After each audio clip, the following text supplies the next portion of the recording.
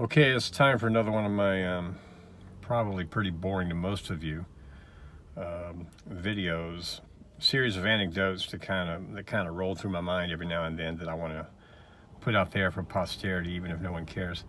Um, in around 1974, I was working at WCOS FM, the first FM country station in Columbia, South Carolina.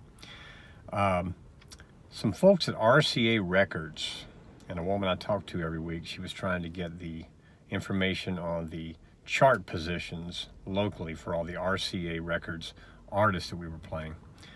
And this was my chore to give her those numbers, and I didn't mind it. I got to where I knew the lady just via the phone.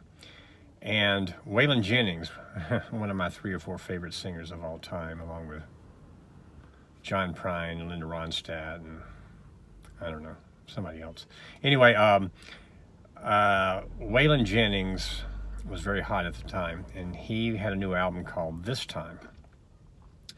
We were playing it, and RCA was having a party for Waylon's release of this album in Atlanta, Georgia. And I was in Columbia, South Carolina, about 4.5 hours away.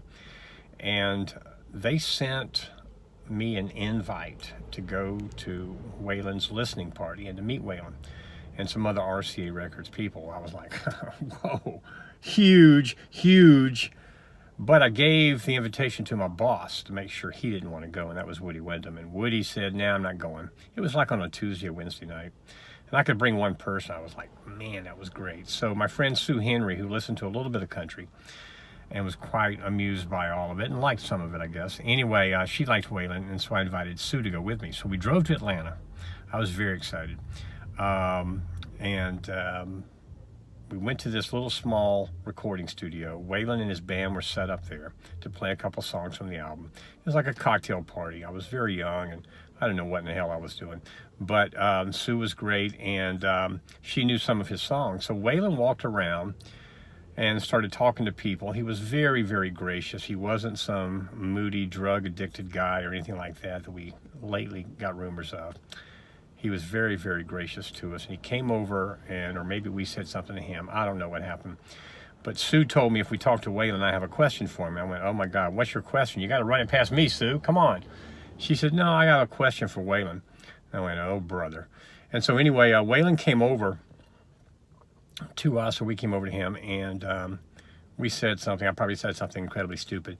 And Sue said, Waylon, I have a question for you. And he was really listening to her, and she asked him, she said, Waylon, I've heard some of your songs, and when are you going to do a song, I think she said, when are you going to do a song from a woman's point of view? And Waylon, I don't think he paused much. He just smiled or something like that, and I think he may have even touched her on the arm or put his arm around her, and this is a warm way, not a Me Too way, and said, well, one of these days, maybe I'll do a song from a woman's point of view. Or I think he said, maybe one of these days I will. And in hindsight, I recall it being a very charming moment. And it was great. I wish I still had that ratty invitation now. I carried it around with me in some shoe boxes and somehow lost it over several moves. Waylon was a great star. And that record This Time is still a great album, although it's not as good as Honky Tonk Heroes.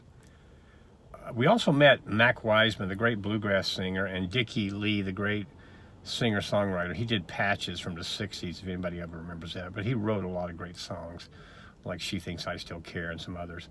It was a wonderful moment, and I don't remember much more about it other than that because it was so long ago. But man, oh man, I wish I had a camera at the time, or at least an iPhone.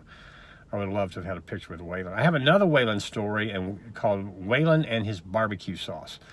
That happened about 15 years later, and I'll tell that at a different time because it's getting on too long. Thank you, Sue, for going with me to the Waylon show. He played a few songs from the album there, and I think Richie Albright, the world-famous Richie Albright, was on drums, Waylon's friend and co-producer. What a bunch of legends. I didn't even know what I was getting into. I was so, naive at the time. Okay, that's it for this one. Goodbye.